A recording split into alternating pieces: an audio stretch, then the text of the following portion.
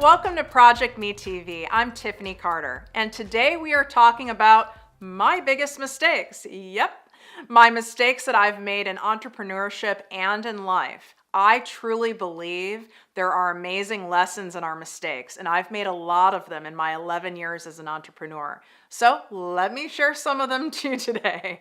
And I know that you guys will get a lot out of these. You just have to stick with me on this, okay?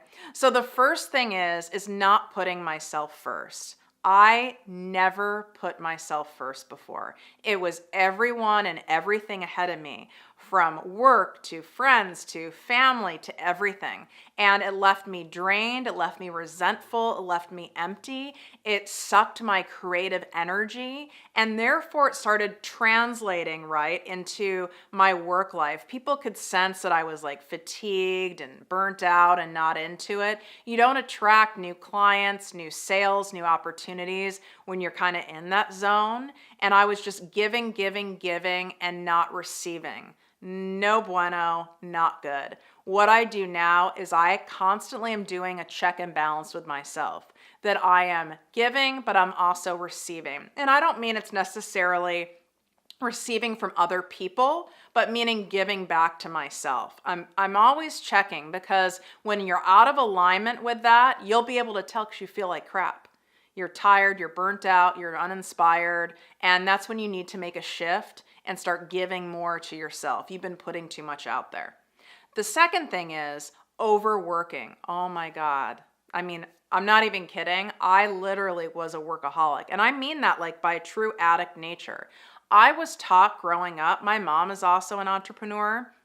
What I learned from her and what she modeled for me, and I don't blame her for this, I'm sure she learned it maybe from her father, my grandfather, is that, working hard is what makes you successful. My mom used to always say, you have to give an arm and a leg to be successful. You have to kill yourself to be successful, especially as a woman in this working world. I heard these messages so much, and my mom modeled it, working 12 to 14 hours a day, 7 days a week. So that's what I did. That's not sustainable, that's not healthy, and guess what? It is not necessary. So I was just overworking. I was the product of working hard, not working smart. Now that I work smart, I work much less than I've ever worked in my life, and I make more. I was so afraid to make that transition to working smarter and less, because it was so ingrained in me in a limiting belief that I thought, if I don't work hard anymore, oh my God, like I'm going to go broke.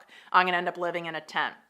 It's not true, because I have so much extra energy, and the quality I have in those fewer hours I work is so much more that the results are much better, and I'm happier. And when we're happier, truly, like, better things happen in our life, including our bank accounts look a lot better. So that overworking thing, you need to check that out.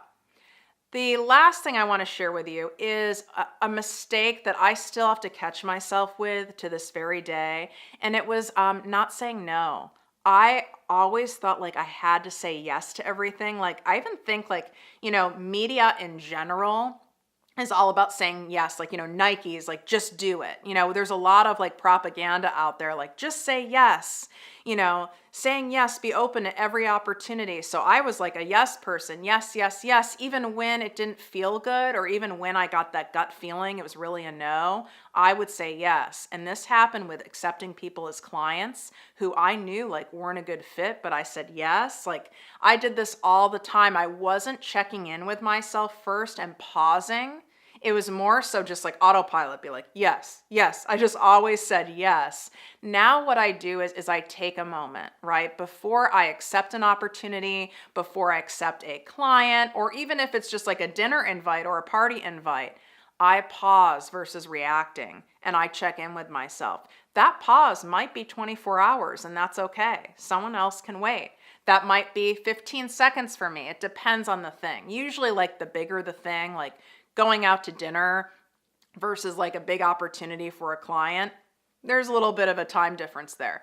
But pause versus reacting, and really check in with yourself, meaning not just your head, but below your neck, your body, and how that feels. Like, how do you feel when you walk away from being with that person? Or how do you feel when you get off the phone with that person?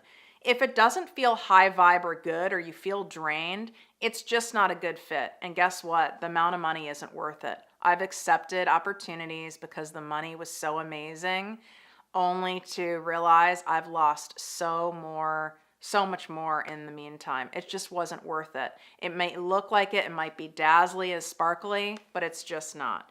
I hope you guys can learn something from my mistakes. Feel free to share yours in the comments. What's really cool about like the Project Me Posse that we've created here is we're open and we like sharing things that we mess up, things that we do well, so that we can all learn from each other and like be like a collaborative like posse, right? So we don't feel we're so alone in all of this.